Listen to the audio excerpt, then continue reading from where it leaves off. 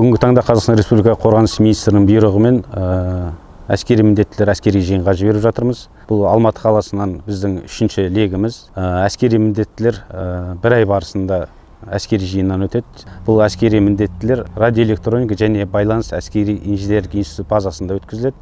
Өздерінің алған әскери есептік мамандығы бойынша білімдерін ары қарай жетілдіреді.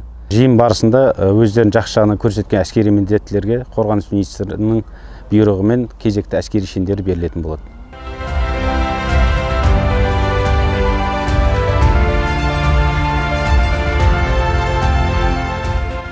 Бүгін әскери міндеттілер оқу жаттығу жиындарына келдік. Жалпы мен өзім осы әскери жиындарды дұрыс деп есептеймін. Өйткені біз көптеген әскери білімдерімізді ары қарай жетілдіреміз деген ойдамын. Және соны дұрыс деп есептеймін.